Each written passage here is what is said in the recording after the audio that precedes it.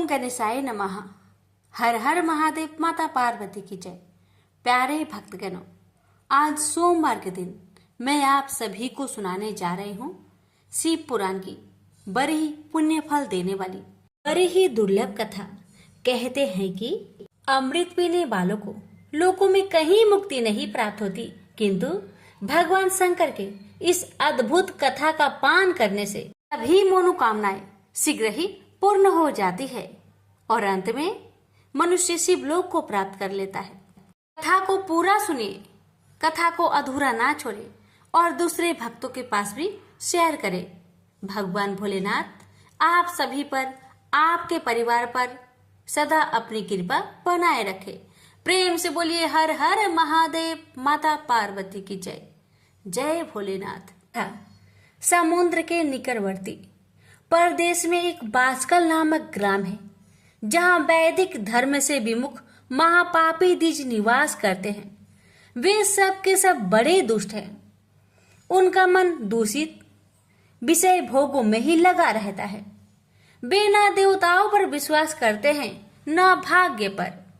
वे सभी कुटिल वृत्ति वाले हैं, किसानी करते और भांति भांति के घातक अस्त्र शस्त्र रखते हैं। वे पर स्त्री गमन करने वाले और खल है।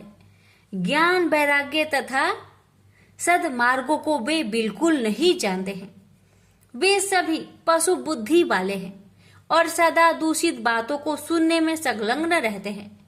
जहाँ के द्विज ऐसे हो, वहाँ के अन्य वर्णों के विषय में क्या कहा जाए। अन्य वर्णों के लिए लोग भी उन्हीं की भांति कुसित विचार रखने वाले, धर्म में विमुख एवं खल है। वे सदा कुकर्म में लगे रहते हैं और नित्य विषय भोग में ही डूबे रहते हैं। वहाँ की सब स्त्रियां भी कुटिल स्वभाव की, स्वेच्छाचारिणी, पापासक्त, कुतिसक्त, विचार वाली और वैभवचारिणी है। वे सद्व्यवहार तथा सदाचार से सर्वथा शून्य है। कुजनों के निवास स्थान उस बासकल नामक ग्राम में किसी समय एक बिंदुक नामधारी ब्राह्मण रहता था। वह बड़ा अधम था। वह दुरात्मा और महापापी था। यद्यपि उसकी स्त्री बड़ी सुंदर थी, तो भी वह कुमार्ग पर ही चलता था। काम वासना से कुलुषित वह वैश्यगामी था। उसकी पत्नी का नाम चंचूला था। वह सदा उत्तम धर्म के पालन में लगी रहती थी, तो भी उसे छोड़कर वह दुष्ट ब्राह्मण कामशक्त होकर वैश्यगामी हो गया था। इस तरह कुकर्म में लगे हुए उस बिंदु के बहुत वर्ष व्यतीत हो गए। उसकी स्त्री चंचुला काम से पीड़ित होने पर भी स्वधर्म नाश के भय से कलेश सहकर भी दीर्घ काल तक धर्म से भ्रष्ट नहीं हुई, परंतु दुराचारी पति के आचरण से प्रभावित होने के कारण कामप्रीत हो आगे चलकर वह स्त्री भी दुराचारी हो गई। भ्रष्ट चरित्र वाली वह कुमार्गिनी अपने पति की दृष्टि बचाकर रात्रि में चोरी छिपे अन्य पापी जार पुरुषों के साथ रमन करने लगी। हे मुने, एक बार उस ब्राह्मण ने अपनी उस दुराचारिणी पत्नी चंचुला को कामासक्त हो परम पुरुष के साथ रात्रि में संग गरगत करते देख लिया।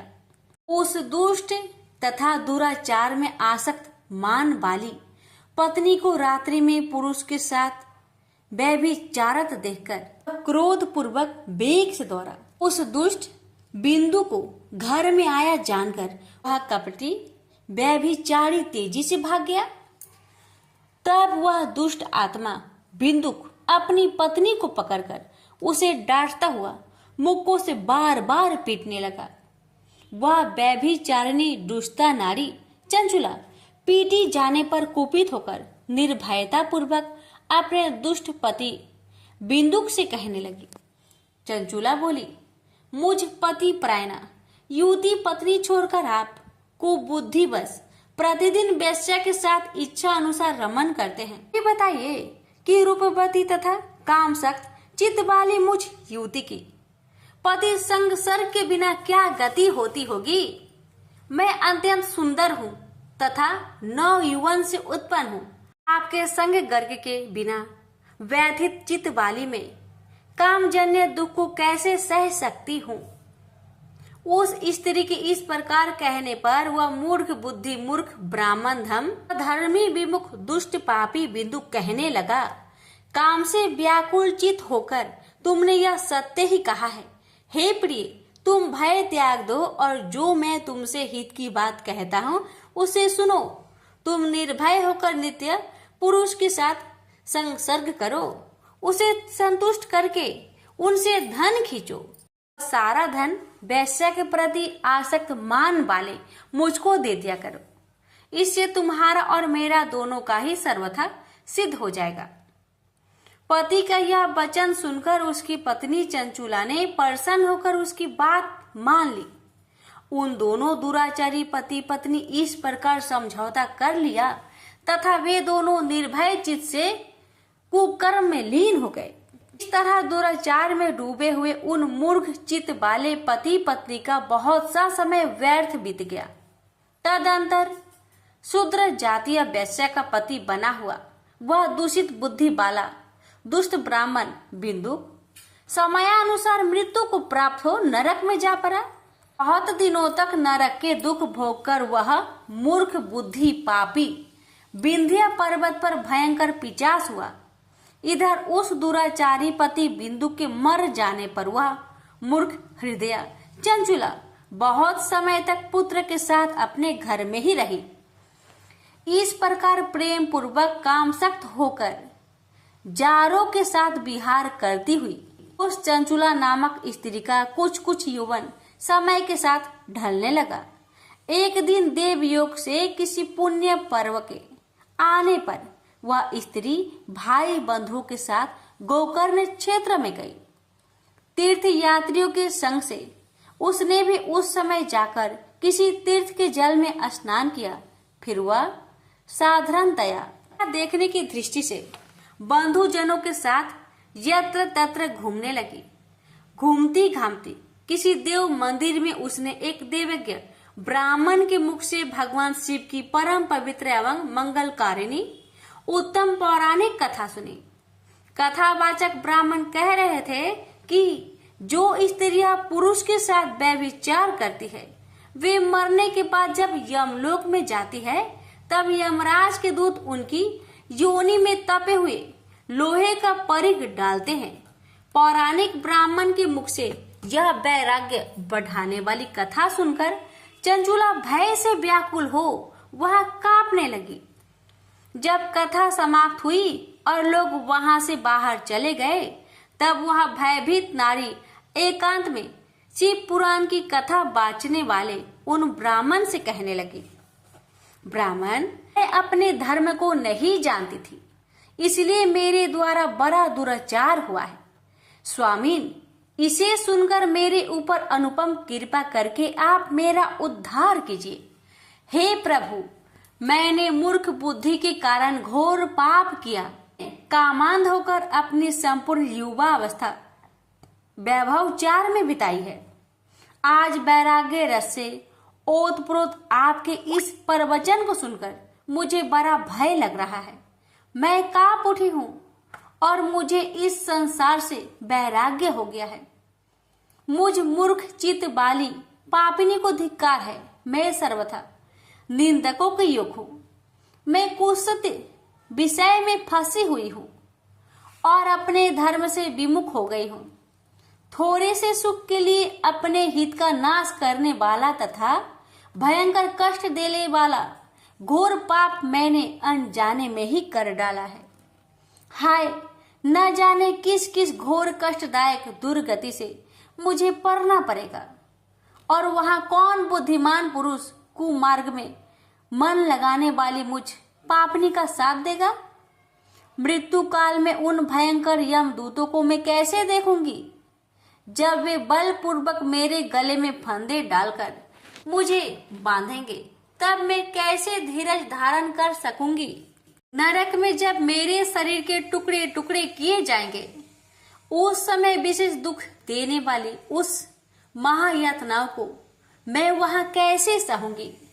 दुख और शोक से ग्रस्त होकर मैं दिन में सहज इंद्रिय व्यापार और रात्रि में नींद कैसे प्राप्त कर सकूंगी? हाय, मैं मारी गई, मैं जल गई, मेरा हृदय विदीर्ण हो गया और मैं सब प्रकार से नष्ट हो गई, क्योंकि मैं हर तरह से पाप में डूबी रही हूं। हाय विधाता, मुझ पापनी को आपसे हठात ऐसी दुर्बुद्धि क्यों दे दी, जो सभी प्रकार का दुख देने वाला स्वधर्म से दूर कर देती है? हे दीज, सूल से विदा हुआ व्यक्ति ऊंचे पर्वत शिखर से गिरने पर जैसा घोर कष्ट पाता है, उससे भी करोड़ गुना कष्ट मुझे है। सैकड़ों अश्वमेघ यज्ञ करके अथवा सैकड़ों वर्षों तक गंगा स्नान करने पर भी मेरी घोर पापों की शुद्धि संभव नहीं दिखती। मैं क्या करूं, कहाँ जाऊं और किसका आश्रय लूं? मुझ नरक गामिनी की इस संसार में कौन रक्षा करेगा? हे ब्राह्मण, आप ही मेरे गुरु हैं, आप ही मेरे माता और आप ही मेरे पिता है। आपके शरण में आए हुए मुझ दीन अबला का उद्धार कीजिए, उद्धार कीजिए। इस प्रकार खेद और वैराग्य से युक्त हुई चंचला उस ब्राह्मण के चरण पर गिर पड़ी। तब उस बुद्धिमान ब्राह्मण ने कृपा पूर्वक उसे उठाकर इस प्रकार कहा, सौभाग्य की बात है कि भगवान शंकर की कृपा से शिव पुराण की इस वैराग्य युक्त तथा श्रेष्ठ कथा को सुनकर तुम्हें समय पर चेत हो गया। हे ब्राह्मण पत्नी, तुम डरो मत, भगवान शिव की में जाओ। शिव की कृपा से सारा पाप तत्काल नष्ट हो जाता है। मैं तुमसे भगवान शिव की कृति कथा से युक्त उस परम वस्तु का वर्णन करूंगा, जिससे तुम्हें सदा सुख देने वाला उत्तम गति प्राप्त होगी। शिव की उत्तम कथा सुनने से ही तुम्हारी बुद्धि इस तरह पश्चाताप से युक्त एवं शुद्ध हो गई है, साथ ही तुम्हारे मन में विषयों के प्रति वैराग्य हो गया है। पश्चाताप ही पाप करने वाले पापियों के लिए सबसे बड़ा प्रायश्चित है। सत्पुरुषों ने सबके लिए पश्चाताप को ही समस्त पापों का शोधक बताया है। पश्चाताप से ही पापों की शुद्धि होती है। जो पश्चाताप करता है वही वास्तव में पापों को प्रायश्चित करता है, क्योंकि सत्पुरुषों ने समस्त पापों की शुद्धि के लिए जैसे प्रायश्चित का उपदेश किया है, वह सब पश्चाताप से संपन्न हो जाता है। जो पुरुष विधि पूर्वक प्रायश्चित करके निर्भय हो जाता है और अपने कुकर्म के लिए पश्चाताप नहीं करता, उसे प्राय उत्तम गति नहीं प्राप्त होती। परंतु जिसे अपने कृत्य पर हार्दिक पश्चाताप होता है, वह अवश्य उत्तम गति का भागी होता है। इसमें संशय नहीं है। इसी शिव पुराण की कथा सुनने से जैसी चित्त शुद्धि होती है, वैसी दूसरे उपाय से नहीं होती। ऐसे दर्पण साफ करने पर निर्मल हो जाता है, उसी प्रकार इसी पुराण की कथा से चित्त अत्यंत शुद्ध हो जाता है। इसमें संशय नहीं है। मनुष्य के शुद्ध चित्त में जगदम्बा पार्वती सहित भगवान शिव विराजमान रहते हैं। इससे वह शुद्धतमा पुरुष सांब सदा शिव के परम पद को प्राप्त होता है। इस प्रकार यह कथा रूपी साधन सभी प्राणियों के लिए उपकारी है और इसी कारण महादेव जी ने इसको आग्रह पूर्वक प्रकट किया है। इस कथा से भगवान उमापति ध्यान सिद्ध हो जाता है। उस ध्यान से परम ज्ञान और उससे मोक्ष की प्राप्ति निश्चय ही हो जाती है। भगवान शंकर के ध्यान में मग्न हुए बिना भी यदि कोई इस कथा मात्र सुनता है, वह दूसरे जन्म में भगवान के ध्यान को सिद्ध कर परम पद को पा लेता है। इस कथा के श्रवण से भगवान शंकर ने ध्यान को प्राप्त कर पश्चाताप करने वाले पापी पुरुष सिद्ध को प्राप्त हो गए हैं। उत्तम कथा का श्रवण समस्त मनुष्य के लिए कल्याण का बीज है। यथोचित मार्ग से इसकी आराधना अथवा सेवा करनी चाहिए। यह कथा श्रवण भाव बंधन रूपी रोगों का नाश करने वाला है। भगवान शिव की कथा को सुनकर फिर अपने हृदय में उसका मनन एवं निधि ध्यान से करने से पूर्णतया चित्त शुद्धि हो जाती है। चित्त शुद्धि होने से महेश्वर की भक्ति अपने दोनों पुत्र ज्ञान और वैराग्य के साथ निश्चय ही प्रकट होती है। तत्पश्चात महेश्वर के अनुग्रह से दिव्य मुक्ति प्राप्त होती है। इसमें संशय नहीं है। जो शिव भक्ति से वंचित है उसे पशु समझना चाहिए, क्योंकि उसका चित्त माया के बंधन में आसक्त है। वह निश्चय ही संसार बंधन से मुक्त नहीं हो पाता है। हे ब्राह्मण पत्नी, इसलिए तुम विषयों से मन को हटा लो और भक्ति भाव से भगवान शंकर की इस परम पावन कथा को सुनो। परमात्मा शंकर की इस कथा को सुनने से तुम्हारे चित्त की शुद्धि होगी और उससे तुम्हें मोक्ष की प्राप्ति हो जाएगी। निर्मल चित्त से भगवान शिव के चरण रविंद का चिंतन करने वाली की ही एक ही जन्म में मुक्ति हो जाती है। यह मैं तुमसे सत्य कहता हूँ। इतना कहकर वे श्रेष्ठ शिव भक्त ब्राह्मण मौन हो गए।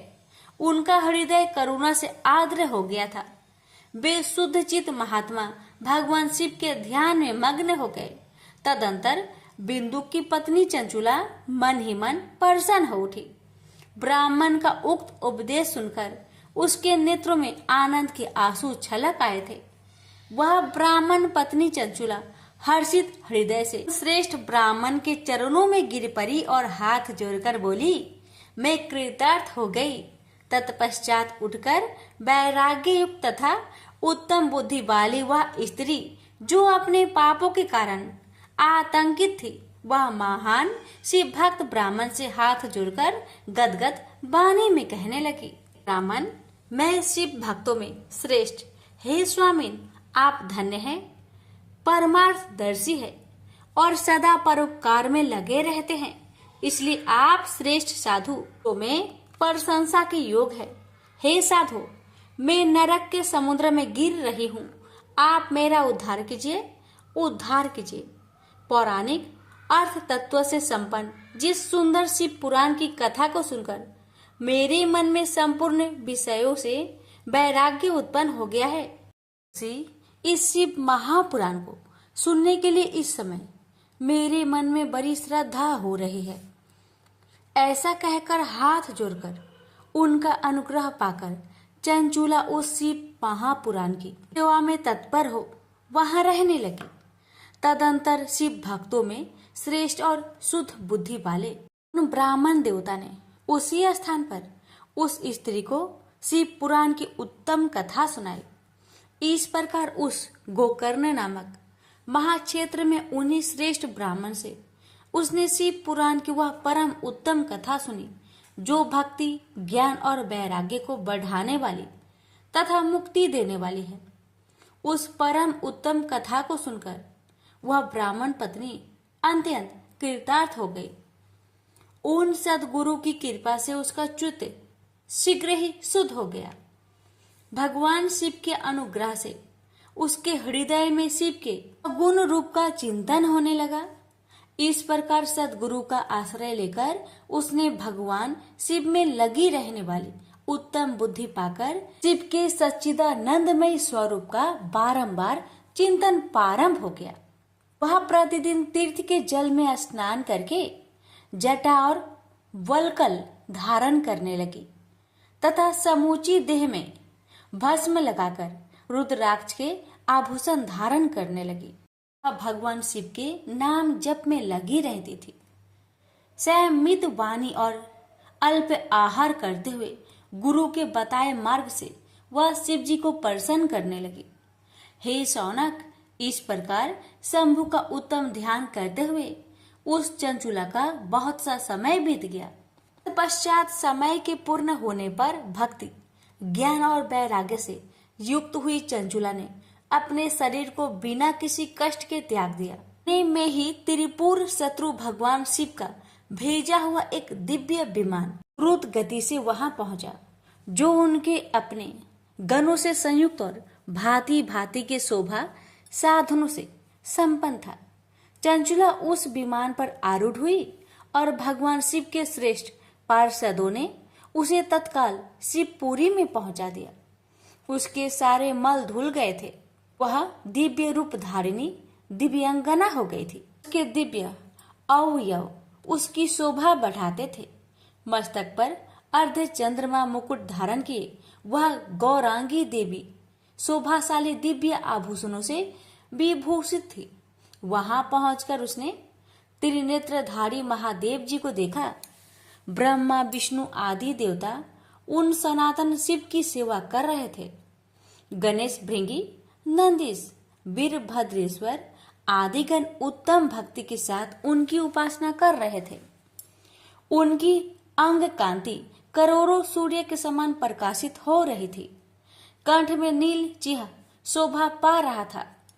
उनके 5 मुख थे और प्रत्येक मुख में 3-3 नेत्र थे। मस्तक पर अर्ध चंद्राकार मुकुट शोभा पा रहा था। उन्होंने अपने वाम अंग में गौरी देवी को बैठा रखा था, जो विद्युत पुंज के समान प्रकाशित थी। गौरीपति महादेव जी की कांति कपूर के समान गौर थी। उन्होंने सभी अलंकार धारण कर रखे थे। उनका सारा शरीर श्वेत भस्म में भसित था। शरीर पर श्वेत वस्त्र शोभा पा रहे थे।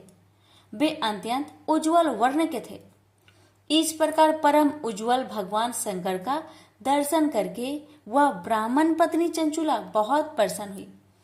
अत्यंत प्रीति युक्त होकर उसने बड़ी तावली के साथ भगवान को बारंबार प्रणाम किया। फिर हाथ जोड़कर वह बड़े प्रेम, आनंद और संतोष से युक्त विनीत भाव से खड़ी हो गई। उसके नेत्र से आनंद अश्रुओं की अविरल धारा बहने लगी तथा संपूर्ण शरीर में रोमांच हो गया। उस समय भगवती पार्वती और भगवान शंकर ने उसे बड़े करुणा के साथ अपने पास बुलाया और सौम्य दृष्टि से उसकी ओर देखा। पति जी ने तो दिव्य रूप धारिणी बिंदु प्रिया चंचुला को प्रेम पूर्वक अपनी सखी बना लिया। उस परमानंद घन ज्योति स्वरूप सनातन धाम में अविचल निवास पाकर दिव्य सुख से संपन्न हो अक्षय सुख का अनुभव करने लगी। एक दिन परमानंद में निमग्न हुई चंचुला ने उमा देवी के पास जाकर प्रणाम किया और दोनों हाथ जोड़कर वह उनकी स्तुति करने लगी। हे गिरिजा नंदिनी, हे स्कंद माता, मनुष्यों ने सदा आपकी सेवा की है। समस्त सुखों को देने वाली हे शंभु प्रिय, हे ब्रह्म रूपिणी, आप विष्णु और ब्रह्मा आदि देवताओं द्वारा सेव्य हैं। आप ही सगुना और निर्गुणा भी है तथा आप ही सूक्ष्म सच्चिदानंद स्वरूपिणी आद्य प्रकृतिक है। आप ही संसार की सृष्टि, पालन और संहार करने वाली है। तीनों गुणों का आश्रय भी आप ही है। ब्रह्मा, विष्णु और महेश्वर, इन तीनों देवताओं का आवास स्थान तथा उनकी उत्तम प्रतिष्ठा करने वाली परम शक्ति आप ही है। सदगति प्राप्त हो चुकी थी वह चंचुला इस प्रकार महेश्वरी पत्नी उमा की स्तुति करके सिर झुकाए चुप हो गई। उसके नेत्रों में प्रेम के आंसू उमड़ आए थे। करुणा से भरी हुई शंकर प्रिया भक्त वत्सला पार्वती देवी चंचुला के संबोधित करके बड़े प्रेम से इस प्रकार कहने लगी। हे सखी चंचुले, हे सुंदरी, मैं तुम्हारी की हुई इस स्तुति से बहुत प्रसन्न हूँ। बोलो, क्या वर मांगती हो? तुम्हारे लिए कुछ भी आदेय नहीं है। पार्वती जी के इस प्रकार कहने पर चंचुला उन्हें प्रणाम करके दोनों हाथ जोड़कर नतमस्तक हो प्रेम पूर्वक पूछने लगी। हे निष्पाप गिरिजा कुमारी, मेरे पति बिंदु इस समय कहाँ है? उनकी कैसी गति हुई है यह मैं नहीं जानती। कल्याणमयी दीन वत्सले, मैं अपने उन पति देव से जिस प्रकार संयुक्त हो सकूं कृपा करके वैसा ही उपाय कीजिए। हे महेश्वरी, हे महादेवी, मेरे पति एक क्षुद्र जातीय वैश्या के प्रति आसक्त थे और पाप में डूबे रहते थे। उनकी मृत्यु मुझसे ही पहले हो गई थी। वे न जाने किस गति को प्राप्त हुए हैं। चंचुला का यह वचन सुनकर नीति वत्सला हिमालय पुत्री देवी पार्वती ने अत्यंत प्रेम पूर्वक यह उत्तर दिया। हे सुते, तुम्हारा बिंदुक नाम वाला पति बड़ा पापी था। उसका अंतकरण बड़ा ही दूषित था। वैश्या का उपभोग करने वाला वह महामूर्ख मरने के बाद नरक में पड़ा। अनगिनत वर्षों तक नरक में नाना प्रकार के दुख भोगकर वह परमात्मा अपने शेष पाप को भोगने के लिए विंध्य पर्वत पर पिचास हुआ है। इस समय वह पिचास की अवस्था में ही है और नाना प्रकार के कलेश उठा रहा है। वह दुष्ट वही वायु पीकर रहता है और सदा सब प्रकार के कष्ट सहता है। गौरी देवी का यह बात सुनकर उत्तम व्रत का पालन करने वाली वह चंचुला उस समय पति के महान दुखों से दुखी हो गई। फिर मन को स्थिर करके उस ब्राह्मण पत्नी ने व्यथित हृदय से महेश्वरी को प्रणाम करके पुनः पूछा, महेश्वरी, हे महादेवी, मुझ पर कृपा कीजिए और दूषित कर्म करने वाले मेरे उस दुष्ट पति का आप उद्धार कर दीजिए। हे देवी, कुत्सित बुद्धि वाले मेरे उस परमात्मा पति को किस उपाय से उत्तम गति प्राप्त हो सकती है, यह शीघ्र बताइए, आपको नमस्कार है। उसकी यह बात सुनकर भक्त वत्सला पार्वती जी अपनी सखी चंचुला से प्रसन्न होकर ऐसा कहने लगी, तुम्हारा पति यदि शिव पुराण की पुण्यमयी उत्तम कथा सुने तो सारी दुर्गति को पार करके वह उत्तम गति का भागी हो सकता है।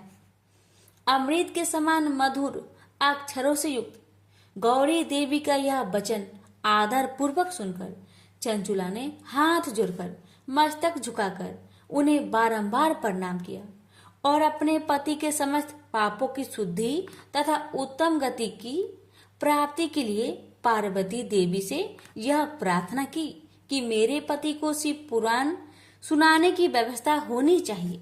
तो ब्राह्मण पत्नी के बारंबार प्रार्थना करने पर शिव प्रिया गौरी देवी को बड़ी दया आई।